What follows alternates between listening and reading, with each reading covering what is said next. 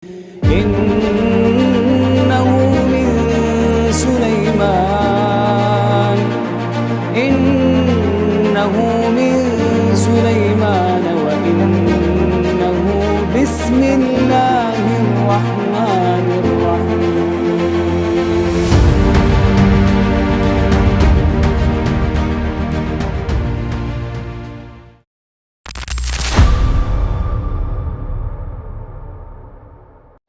A'udzu billahi minasyaitonir rajim. Bismillahirrahmanirrahim. Wa id najjaynakum min ali fir'auna yasumunakum su'al adzab yudzabbihuna abna'akum wa yastahyuna nisa'akum wa fi dzalikum bala'un mir rabbikum 'adzim.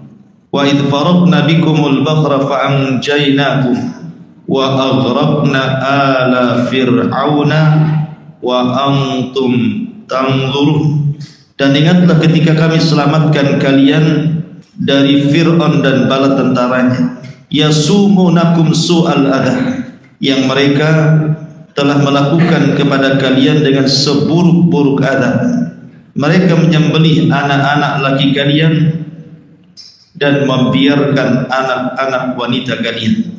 Dan dalam yang demikian itu adalah bala ujian dari Rabb kalian yang Maha Agung. Dan ingatlah ketika kami belah untuk kalian lautan, maka kami selamatkan kalian dan kami tenggelamkan Fir'aun dan bala tentaranya dan kalian melihat. Taib.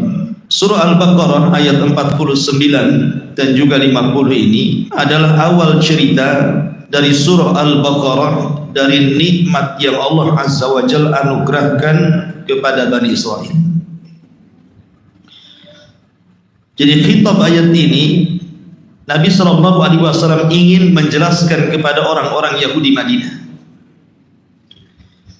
bagaimana bapak-bapak mereka itu diselamatkan Allah Subhanahu wa Ta'ala, dan ingin membuktikan bahwa Nabi SAW walaupun jaraknya jauh daripada Musa, tahu kisah Musa dan Bani Israel. Padahal Rasul tidak bisa membaca dan tidak bisa menulis. Bagaimana Rasul bisa tahu kisah-kisah umat terdahulu kalau bukan karena wahyu yang Allah wahyukan kepada dia? Dan ini sebagai penegas bahwa Rasul SAW adalah seorang nabi, dan orang-orang Yahudi tahu itu. Maka di sini Nabi SAW membacakan ayat ini untuk mengingatkan nikmat yang pernah Allah anugerahkan kepada nenek moyang Yahudi yang ada di Madinah. Maksudnya Bani Israel. Dan ingatlah ketika kami selamatkan kalian. Siapa yang diselamatkan di sini? Musa dan Bani Israel. Min ali Fir'auna, dari pasukan Fir'aun dan juga Fir'aun. Yasumunakum su'al adzab, yang mereka memperlakukan kalian dengan seburuk-buruk azab. Yudzabbihuna abna'akum, mereka menyembelih anak laki-laki kalian. Wa yastahyuna nisa'akum, dan membiarkan anak-anak perempuan kalian dijadikan budak Fir'aun dan budak kaum Asbah. Wa fi dzalikum, dan dalam perkara itu bala ujian dari Rabb kalian azim, yang sangat besar. Jadi begini, ketika Fir'aun di masa Nabi Musa, jadi semua kisah Fir'aun yang ada dalam Al-Quran itu adalah bercerita Fir'aun yang ada di zaman Nabi Musa. Karena Fir'aun itu kan istilah bagi raja Mesir, sama dengan Kisra bagi raja Persia, Kaisar bagi raja Romawi, Tubba bagi raja Yaman, Iskandar bagi raja Mesir. Maka Fir'aun pun istilah raja bagi raja Mesir. Yang berkuasa di zaman Nabi Yusuf Fir'aun juga namanya, gelarnya.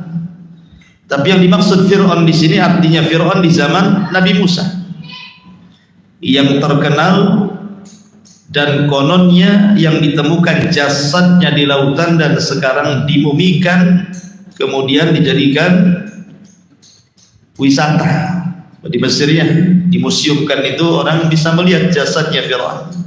Konon katanya itulah Ramses yang kedua.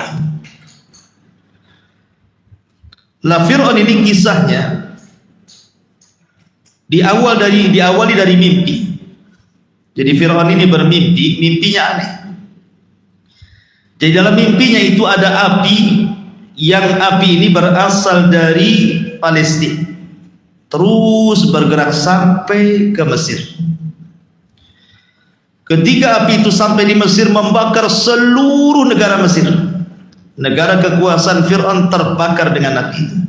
Anehnya, api itu tidak melahap perkampungan Bani Israel, perkampungan Nabi Yusuf alaihissalatu wassalam.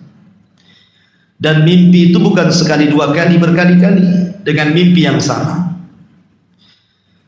Maka namanya seorang raja pasti punya apa yang disebut dengan penasehat spiritual namanya, atau bahasa kasarnya dukun.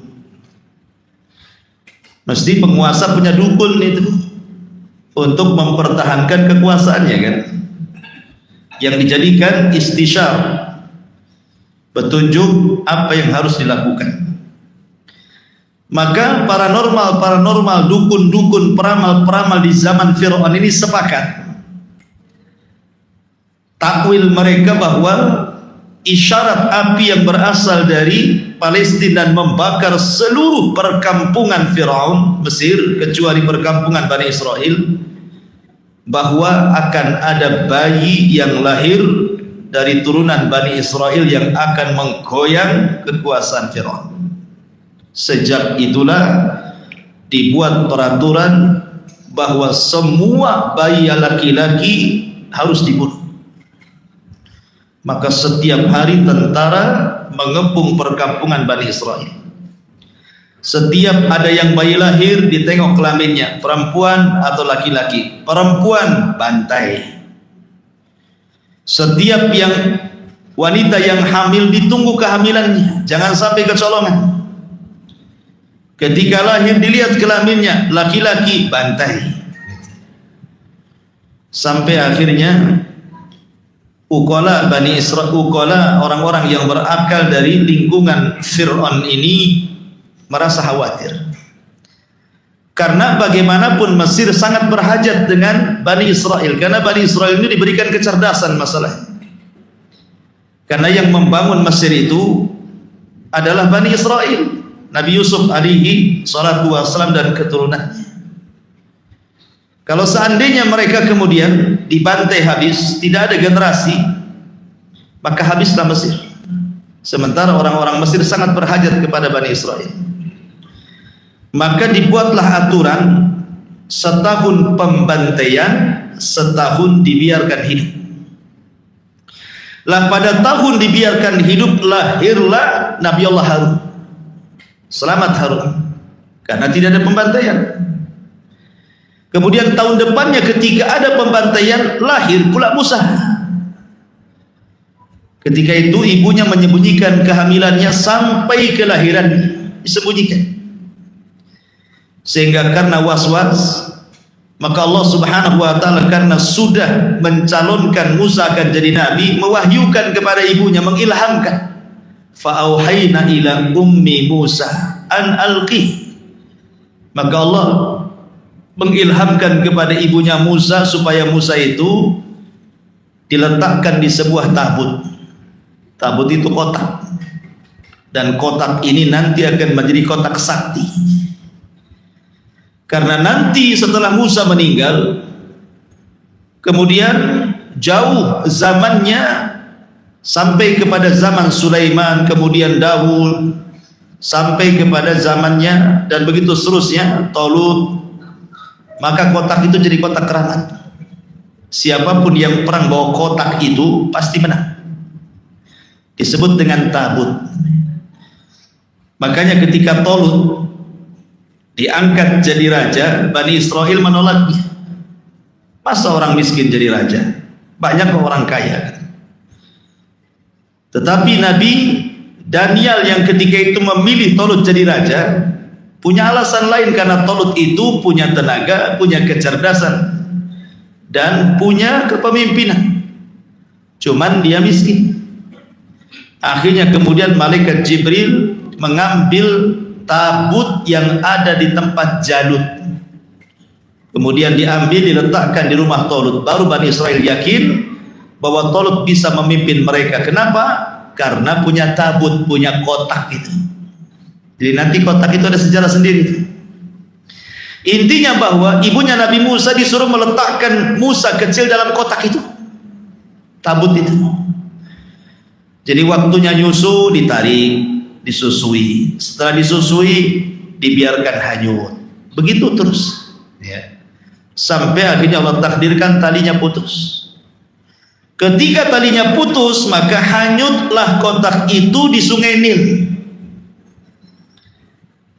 Kita beralih kepada istana Fir'aun. Fir'aun itu tidak punya anak laki-laki, semua anak Fir'aun itu perempuan. Dan dia punya istri yang sangat dicintainya, namanya Asia bintu Muzahim. Fir'aun sangat cinta dengan Asia. Masalahnya anaknya tidak ada laki-laki, semua perempuan. Dari Asia bintu Muzahim. Lah Fir'aun ini ada anak perempuan sakit, tidak bisa disembuhkan. Sudah berobat ke sana kemari, para tabib sudah angkat tangan, tidak bisa disembuhkan. Sampai seorang peramal meramalkan, kalau anak putrimu ingin sembuh, maka usaplah dengan kotak yang pertama kali dilempar ke Sungai Nil. Akhirnya ketika Asia bintu Muzahim berjalan di taman istana di samping Sungai Nil, melihat dari kejauhan ada kotak. Akhirnya kemudian Asia bintu Muzahim yang namanya anaknya ingin sembuh, akhirnya kemudian merintahkan prajurit untuk mengambil kotak itu. Jangan-jangan kotak itu yang bisa menyembuhkan anaknya kan itu. Diseberanglah, diambil kotaknya. Ketika kotaknya sudah dapat, rupanya isinya bayi Musa alaihi salatu wassalam. Dan Allah langsung berikan kasih sayang kepada hati Asia bintu Muzahim, langsung jatuh cinta kepada bayi Musa ini. Akhirnya kemudian dalam kisah Israiliyat, diambillah ludahnya Musa, diusapkan ke penyakit anak putri Fir'aun, kemudian sembuh. Lah ketika Fir'aun mengetahui ada bayi laki-laki, marah dia. Jangan-jangan bayi yang dimimpikan itu maksudnya adalah bayi yang dalam kotak itu. Maka Fir'aun pun hampir-hampir membunuhnya. Tetapi Asia bintu Muzahim melarang dan mengatakan, jangan kau bunuh dia. Boleh jadi dia adalah qurratu ainin li wala. Boleh jadi dia akan menjadi penyejuk mataku dan matamu. Dan kita bisa jadikan anak ini sebagai anak angkat kita. Tapi Fir'aun mengatakan tidak, itu hanya untuk penyejuk matamu dan tidak mataku, katanya. Coba kalau seandainya Fir'aun mengatakan, ya itu petunjuk mataku dan mataku dapat hidayah dia. Tapi ketika dia mengatakan, ya petunjuk artinya itu penyejuk matamu tidak mataku, berarti Fir'aun tidak dapat hidayah. Tapi dari sini Asia bintu Muzahim menyelamatkan nyawa Musa kecil. Kemudian ketika Musa kemudian sudah di tangan Asia bintu Muzahim, masalahnya tidak mau menyusui. Wanita-wanita yang punya anak yang keluar air susunya itu tidak ada yang mau diminum oleh Musa kecil. Sampai akhirnya Asia bintu Muzahim membuat sayembara, siapapun wanita yang air susunya mau diminum oleh Musa, maka dia akan mendapatkan ini dan itu. Tersebarlah kabar ini sampai ke rumah ibunya Musa.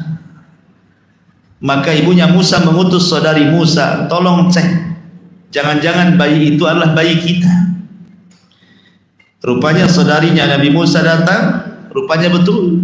Kemudian ditawari bagaimana kalau seandainya disusui oleh seorang wanita, boleh jadi dia mau meminum air susunya. Ketika didatangkan ibunya Musa, hampir-hampir dia mengaku dia ibunya. Kalau bukan karena Allah, kemudian menahan lisannya untuk tidak cerita.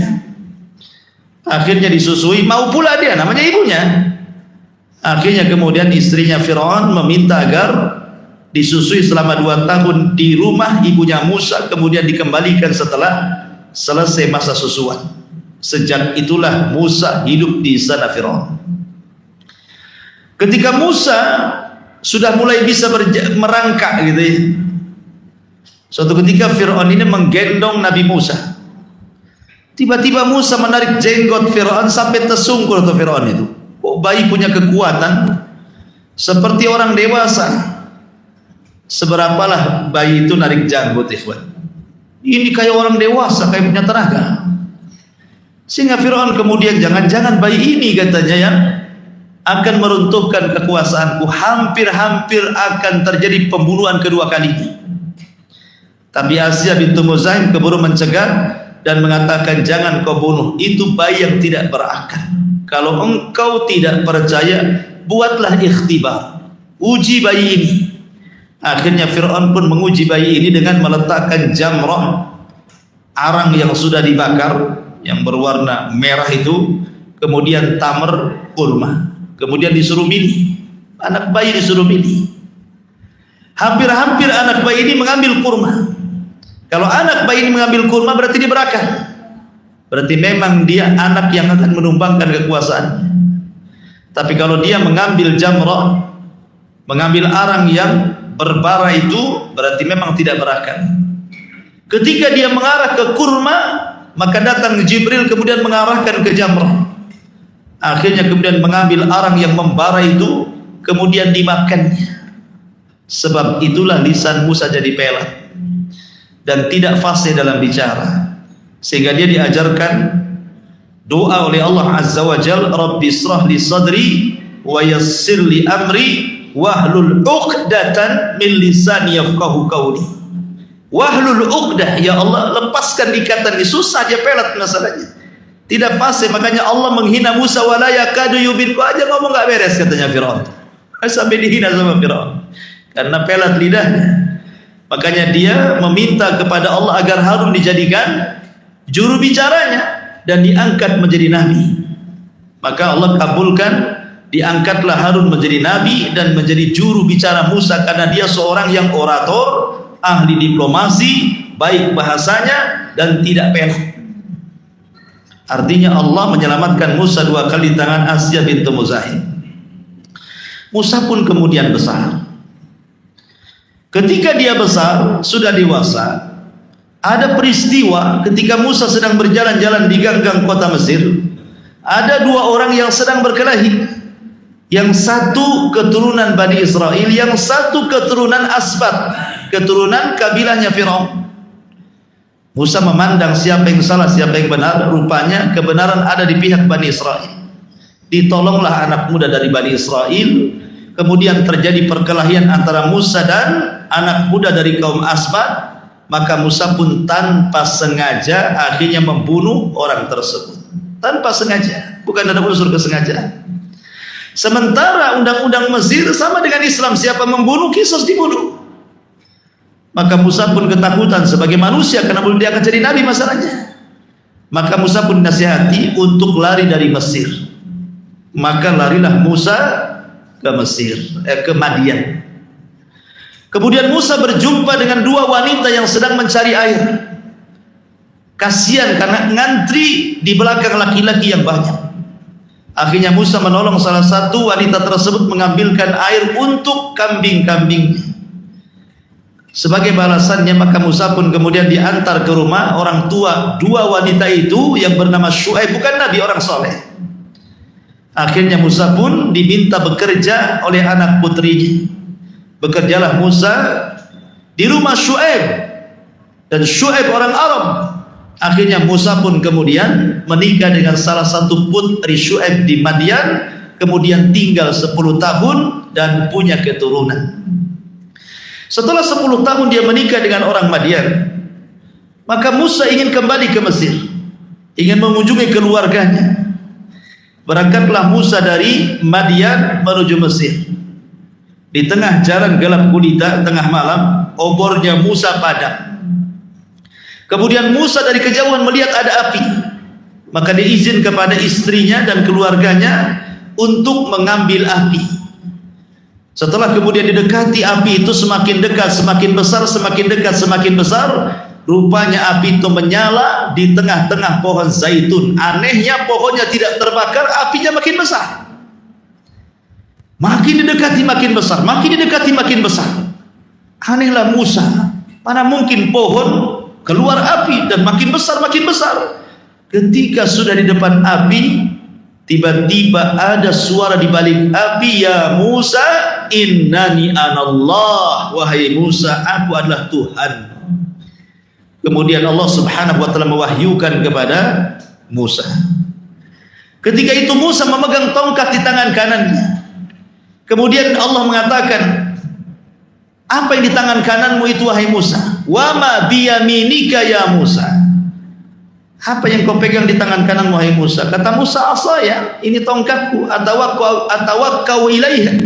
Aku gunakan untuk bersandar, atau aku gunakan untuk memetik daun dan memberikan makan-makan kambing-kambing, ataupun untuk yang lain yang bermanfaat.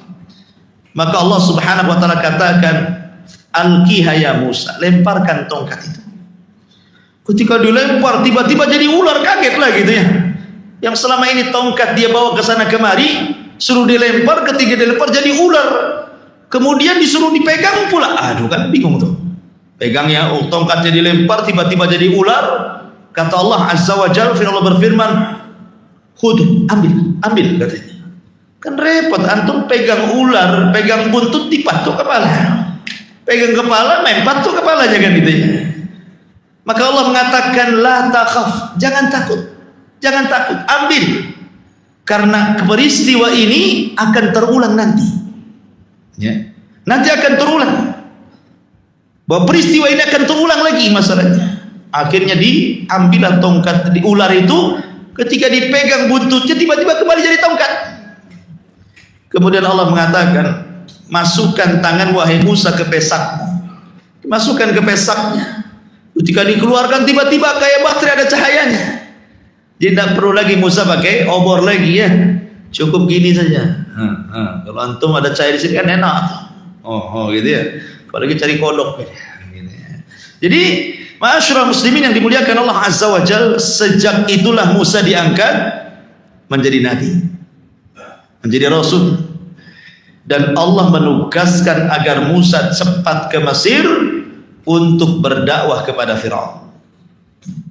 Pulanglah Musa ke Mesir. Kemudian pulang ke rumahnya, berjumpa dengan abangnya Harun. Kemudian dia mengajak kerjasama, didakwahi Harun, masuklah ke agama Musa. Keluarganya masuk ke agama Musa. Akhirnya Harun pun didoakan oleh Musa agar jadi nabi dan menjadi juru bicaranya. Berangkatlah dua orang ini menuju Firaun. Wa qula lahu qawlan layyina. Wahai Musa, berdakwalah dengan cara yang lembut kepada Firaun. Mudah-mudahan dia sadar. Datanglah Musa kepada Firaun. Ketika sampai di sana Firaun tentu kenal siapa Musa. Namanya anak angkatnya, sudah lama hidup di istana. Ketika Musa mengajak Firaun ke dalam tauhid, Firaun malah istihza, mengolok-olok Nabi Musa. Kemudian mengingatkan dosa dia sewaktu dia pergi dari Mesir sudah membunuh orang yang tidak bersalah. Katanya Firaun. Tapi Musa membalik. Engkau lebih kejam dariku. Berapa bayi yang kau bantai wahai Fir'aun? Aku hanya satu orang, itu pun tidak disengaja. Dari situlah kemudian Musa menunjukkan mujizatnya di hadapan Fir'aun. Dilemparnya tongkat itu jadi ular. Ketakutan Fir'aun itu. Kemudian dimasukkan tangannya, tiba-tiba bercahaya. Fir'aun ketakutan dan orang-orang di sekitarnya ketakutan. Tetapi Fir'aun tidak habis akalnya. Akhirnya Fir'aun pun mengajak duel Musa dengan tukang-tukang sihir, karena disangkanya oleh Fir'aun Musa punya sihir. Akhirnya ditentukan waktunya, waktu duha. Maka Fir'aun pun kemudian mengundang 70.000 tukang sihir dari berbagai macam negeri. tukang-tukang sihir yang luar biasa, yang bukan kaleng-kaleng, tukang sihir yang betul-betul tukang sihir, bukan dukung-dukung cabul, bukan. Memang tukang-tukang sihir yang didatangkan. Ketika kemudian berduel Musa dengan tukang-tukang sihir itu, maka kemudian Musa pun diperintahkan tukang-tukang sihir, alqiha, lempar, kata Musa, bal antum alqud, bal ulqu, kalian saja yang lempar-lempar itu. Bal alqu, kemudian mereka pun melempar tambang tali, namanya sihir takhil. Jadi mereka menggunakan sihir takhil, yukhayyalu ilaihi annaha tas'a, seolah-olah benang, tali, tambang dihayalkan itu ular yang bergerak hendak menyerang Musa. Maka Musa pun kembali melemparkan tongkat, dan Allah Subhanahu wa taala sifatkan dua tongkat, jan dan thu'bah, kadang mengecil, kadang membesar. Jadi ularnya itu kadang kecil, kadang besar, kadang kecil, kadang besar, segesit ke sana kemari, memakan ular-ular kecil jelmaan daripada tambang dan tali-tali itu. Tukang-tukang sihir berusaha memantra-mantra. Masalahnya kan sihir takhil. Kalau sesama mereka, pamannya mereka melempar tali kemudian jadi ular, mungkin tukang sihir yang lainnya memantra-mantra, dilihatnya bukan ular, tali, kan begitu. Ketika mereka semua bermantra-mantra menerawang ular yang dilempar Nabi Musa dari tongkatnya itu, tetap saja yang dilihat ular. Ya tidak ada tali kapal yang gede, enggak juga gitu. Tetap aja ular gitu ya. Berarti ini bukan sihir. Ini kekuatan lain. Dari situlah maka tukang sihir pun merasa bahwa ini adalah mukjizat dari Allah. Akhirnya mereka tobat semuanya. Mereka sujud. Kemudian Fir'aun marah dan mengatakan, amantum qabla an adana lakum. Kalian kok beriman sebelum aku izinkan? Enak kali kalian gitu. Iman aja izin Fir'aun. Mereka mengatakan, iya, karena yang di hadapan kita adalah kebenaran. Akhirnya Fir'aun mengancam untuk membunuh mereka. Dibantailah tukang-tukang sihir itu. Kata Abdullah bin Abbas radhiyallahu anhuma, lihat tukang-tukang sihir itu. Di pagi hari saharatun fajarah, di sore hari syuhadaun bararah. Di pagi hari mereka tukang sihir yang jahat, di sore hari sudah menjadi para syuhada yang baik. Karena rahmat Allah Azza wa Jalla, mereka masuk surga. Padahal tidak pernah beriman, hanya sujud satu kali kemudian mati syahid, masuk surga. Syahid, ya kan? Akhirnya kemudian Fir'aun pun gerah. Musa pun kemudian bergegas datang kepada Bani Israel agar Bani Israel bersiap-siaga untuk pergi dari Mesir. Karena ini sudah genting suasananya. Ketika Fir'aun mendengar bahwa Musa dan Bani Israel akan bergerak meninggalkan Mesir, Fir'aun tidak terima. Maka Fir'aun pun mengejar Musa dan Bani Israel bersama pasukannya. Rupanya Allah takdirkan kesusul pula. Musa dan Bani Israel tidak bisa lari karena di hadapannya ada Laut Merah. Akhirnya bingung nih, di depan laut, di belakang pula tentara Fir'aun. Sehingga Bani Israel mengatakan, inna la mudrakun, wahai Musa, kita sudah dikepung ini. Tidak bisa lari, mereka sudah lihat kita. Mau kemana kita? Tapi Musa dengan yakin mengatakan, tenang, inna ma'iya rabbi sayahdi, kebersamaan Allah akan memberikan jalan kepada kita. Dengan yakinnya Musa seperti itu. Akhirnya kemudian Allah mengatakan, wa id faraqna bikumul bahra. Ceritanya di sini. Wa id faraqna bikumul bahra fa anjaynakum wa aghraqna ala fir'auna wa antum tanzurun. Dan ingatlah ketika kami belah untuk kalian lautan. Dalam ayat yang lain, wadrib bi asakal bahra, wahai Musa, pukulkan tongkatmu ke lautan itu. Tiba-tiba fanfalaqa, tiba-tiba kemudian lautan itu terbelah menjadi 12 jalan. Karena Bani Israel itu terdiri dari 12 kabilah. Akhirnya masing-masing jalan dilalui masing-masing kabilah. Sehingga kemudian mereka pun berhasil menyeberangi lautan yang cukup terjal dan jauh itu. Fir'aun tidak tahu bahwa itu adalah ciptaan Allah, mukjizat Nabi Musa. Disangkanya jalan biasa. Diteroboslah oleh Fir'aun dan pasukannya. Ketika Fir'aun di tengah-tengah lautan, Musa sudah berada di seberang sana. Di sini Allah mengatakan wa aghraqna ala fir'auna wa antum tanzurun. Maka kami tenggelamkan Fir'aun dan kalian wahai Bani Israel menyaksikannya. Menyaksikan bagaimana mereka ditenggelamkan. Dan ini nikmat dari Allah, dan itu peristiwanya tepat pada tanggal 10 Muharram. Pada tanggal 10 Muharram. Makanya kenapa kita disunnahkan untuk puasa Asyura. Puasa yang pertama diwajibkan kepada kaum muslimin sebelum puasa Ramadan. Karena ketika Rasul hijrah dari Mekah ke Madinah, di tahun pertama Hijriah, Rasul melihat orang-orang Yahudi sedang berpuasa di tanggal 10 Muharram itu. Maka Rasul bertanya, puasa apa kalian ini? Maka orang-orang Yahudi mengatakan, puasa mengikuti Nabi kami Musa.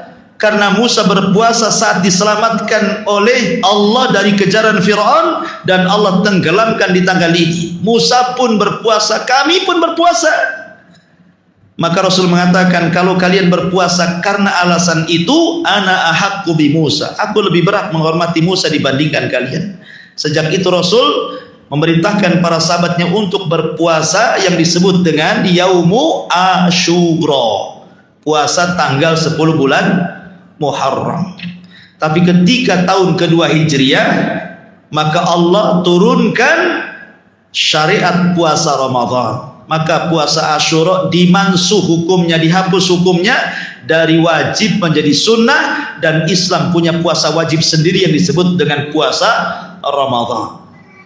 Di sini nikmat yang Allah berikan dan anugerahkan kepada Bani Israel, bapak moyang kalian diselamatkan, ini nikmat. Dan itu diingatkan kepada orang-orang Yahudi di kota Madinah. Masalahnya, sekali lagi Bani Israel ini umat yang degil. Jadi kalau antum degil itu antum kayak Bani Israel. Ya. Baru saja diselamatkan tuh, baru diselamatkan, bayangkan. Mereka diselamatkan dari perbudakan Fir'aun, diselamatkan tidak ditenggelamkan di lautan, dan mereka menyaksikan bagaimana selama ini yang sudah membantai anak-anak laki-laki mereka dan budak mereka tenggelam di lautan. Mungkin bahasa kitanya kapok kowe katanya kan itu. Tenggelam kan begitu bahasa kita ya. Karena sudah menyakiti, tahu-tahu ditenggelamkan. Kayak antum didolimi orang, asli disakiti saja, tiba-tiba yang nyakiti antum di hadapan antum ketabrak motor mati, kira-kira antum ngomong apa? Alhamdulillah, kan gitu ya. Allah bayar cash katanya. Bani Israel melihat tuh bagaimana selama ini orang yang membantai keluarga mereka seperti itu. Baru saja diselamatkan. Tiba-tiba Bani Israel lewat di sebuah kampung. Kampung itu nyembah berhala patung anak sapi. Akhirnya kemudian mereka mengatakan kepada Musa, stop ya Musa. Ada apa kata Musa? Ij'al lana ilahan kama lahum alihah, katanya. Wahai Musa, jadikanlah berhala untuk kami seperti mereka. Baru diselamatkan minta berhala, kurang ajar nggak? Baru diselamatkan, dapat hidayah mengikuti Nabi Musa, mau sesat pula, mau jadi penyembah berhala lagi. Makanya Musa mengatakan, innakum qaumun tajhalun, kalian umat yang jahil, yang bodoh, sudah diselamatkan mau syirik pula. Makanya ucapan Bani Israel ini menjadi alasan Nabi SAW ketika perang Hunain. Ketika Nabi SAW perang Hunain, kan banyak para sahabat yang baru masuk Islam ikut dalam perang Hunain, namanya akidahnya belum kokoh.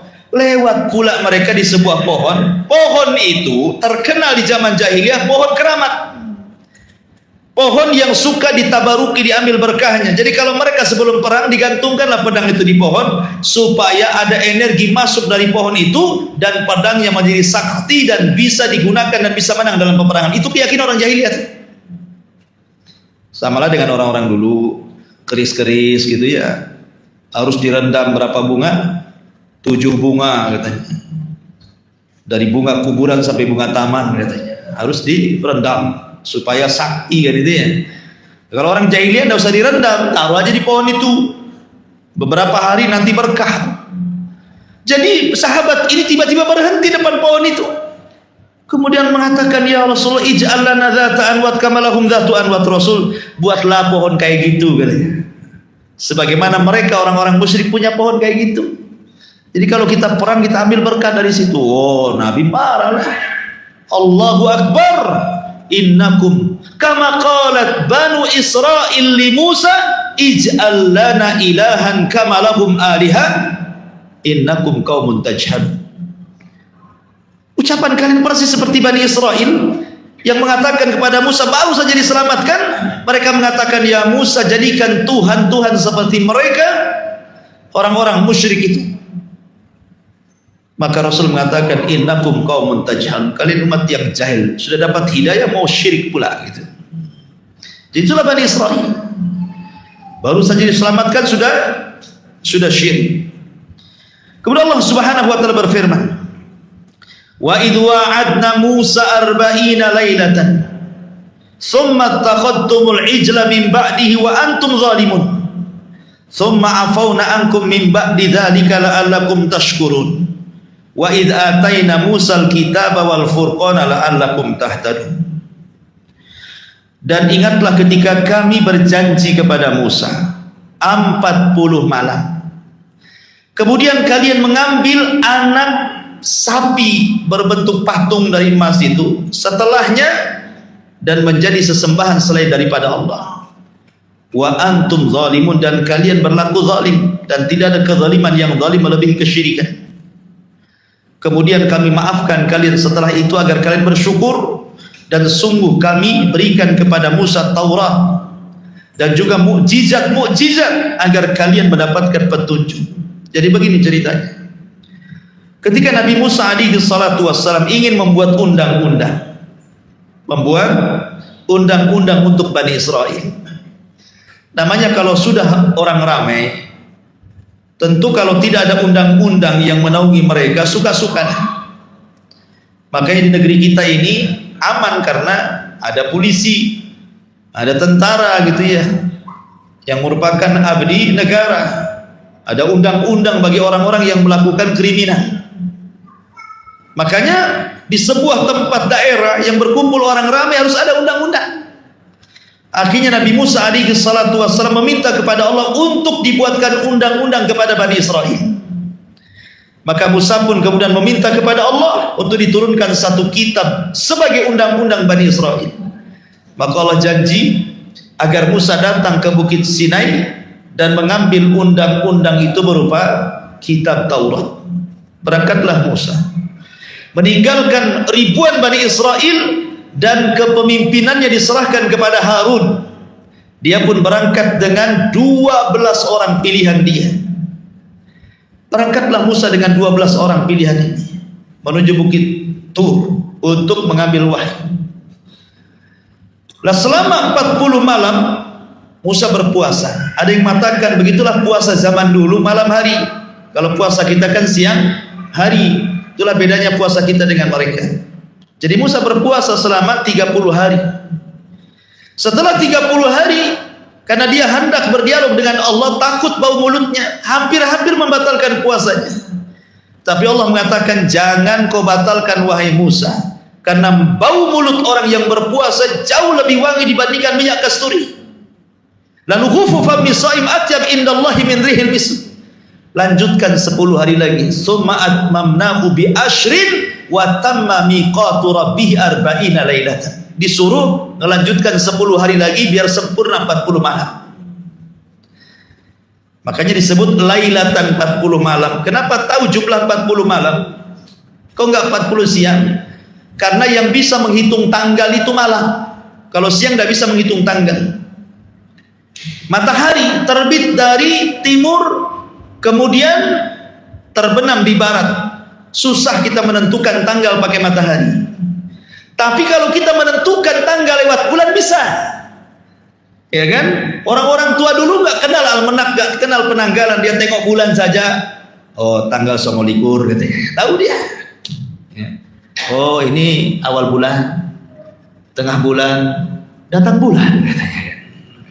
Jadi orang-orang dulu tahu kan, tanpa ada penanggalan, cukup lewat nengok bulan saja orang sudah tahu. Makanya penanggalan dalam Islam itu disebut qamariyah, bukan syamsiyah. Qamariyah. Orang menentukan besok Ramadan bukan nengok matahari, nengok bulan. Matahari terbenam, bulan naik, dilihat waktu maghrib hilalnya nampak atau tidak. Kalau nampak besok Ramadan, gitu ya. Jadi penentuan hari itu pakai bulan. Makanya disebut arba'ina lailatan, bukan arba'ina naharan. Ya kan? Menggunakan lailah 40 malam. Orang dulu kan nggak ada tanggalan, kok tahu angka 40 dari mana? Dari bulan tadi, melihat bulan. Ya kan? Orang tua-tua dulu mana ada kenal almanak itu. Mereka hanya kenal bulan saja. Tengok bulan, belum gajian, kenapa? Masih muda katanya. Jadi intinya bahwa bulan itu yang menentukan penanggalan. Maka disebut qamariyah, arba'ina lailah. Ketika Musa sudah mendapatkan mandat Taurat, dan Taurat itu kitabnya orang-orang Yahudi. Jadi Musa diberitahu oleh Allah Azza wa Jalla, sebaiknya kau segera pulang wahai Musa. Ada apa ya? Bani Israel sudah disimpangkan Samiri. Samiri sudah buat ulah, membuat patung anak sapi dari emas. 70.000 Bani Israel sudah murtad katanya. Ma'asyiral muslimin yang dimuliakan Allah Azza wa Jalla, tinggalkan kisah Musa, kembali kepada kisah Harun yang memegang Bani Israel.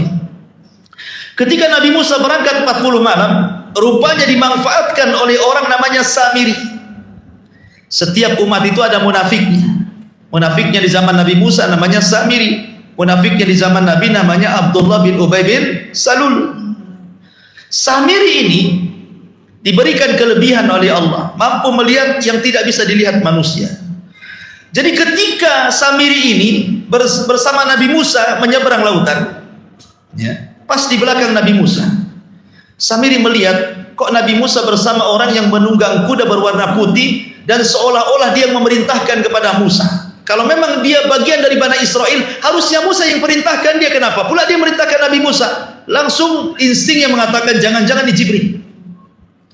Akhirnya dia titeni, dia lihat gitu ya, kuda-kuda Jibril itu, setiap kudanya menginjak tanah langsung hijau. Setiap kudanya menginjak tanah langsung hijau, langsung tumbuh hijau gitu. Makanya, dan ini tidak diperhatikan Bani Israel kecuali dia saja. Akhirnya setiap pijakan kuda itu yang langsung tumbuh rumput gitu, diambil bekasnya, kemudian disimpan tuh. Kemudian berjalan sampai ke tempat tujuan. Ketika Musa tidak ada, Bani Israel itu kan merasa bersalah, karena ketika mereka meninggalkan Mesir, sebagian mereka ada yang mencuri emasnya kaum Fir'aun.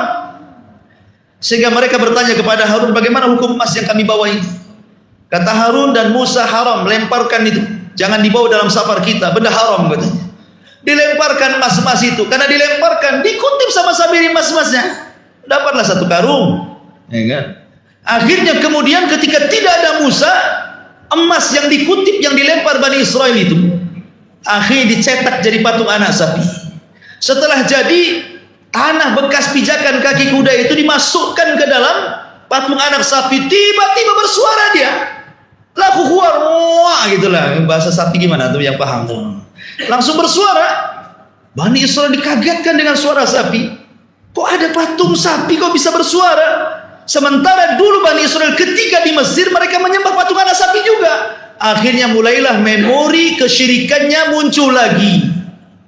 Balik lagi mereka menyembah anak sapi. Kata Musa, kata Samiri, wahai Bani Israel, Musa ngapain jauh-jauh ke Bukit Tur nyari Tuhannya? Lo Tuhannya ada di sini katanya. Sembah Tuhannya. Musa ngapain jauh-jauh, Tuhannya di sini? Akhirnya Bani Israel terpecah, ada yang menyembah patung anak sapi. Harun berusaha untuk menghentikan mereka, malah diancam mau dibunuh. Dan sebagian mereka mengatakan kami tidak akan berhenti sampai Musa datang. Kalau kata Musa enggak, maka kami tidak akan menyembah. Kalau Musa mengatakan tidak, kami tetap menyembah. Dan Ibnu Katsir menyebutkan 70.000 yang menyembah patung anak sapi. Makanya ketika Musa datang dengan 12 orang itu, ini masalahnya ada dua tempat yang menyimpang. Satu, orang-orang jahil menyimpang menyembah patung anak sapi. Orang-orang yang ikut Musa, orang-orang cerdas, orang pilihannya pun buat kurang ajar juga. Ketika Musa membawa Taurat, kemudian ditampakkan kepada mereka, apa kata mereka? Ya Musa, lan nu'mina laka hatta narallaha jahra. Hei Musa, kami tidak akan beriman kepadamu, kenabianmu, sampai kau perlihatkan Tuhanmu dengan kedua mata kami, katanya. Yang ini kurang ajar, yang sana kurang ajar. Bani Israel ini memang Yang pilihannya juga sama. Orang jahilnya juga sama tuh. Bani Israel. Akhirnya Allah kirim halilintar mati semua. Tetapi Allah hidupkan kembali, nikmat Allah, dari mati hidup lagi. Ya. Sementara di sana, di tempat lain, orang-orang jahilnya menyembah patung Samiri. Datang Musa marah kepada Harun, panggilnya Samiri. Akhirnya Musa mengusir Samiri. Kemudian setelah itu Musa pun menghukum Bani Israel atas hukum Taurat dengan cara apa? Saling membunuh. Itulah kata-kata ayat selanjutnya. Bagaimana kisahnya? Ya minggu depan lah, sudah asal. Ya. Insyaallah kita lanjutkan minggu depan. Subhanallah bihamdika asyhadu an la ilaha illa anta astaghfiruka wa atubu ilaik. Allah taala. Assalamualaikum warahmatullahi wabarakatuh.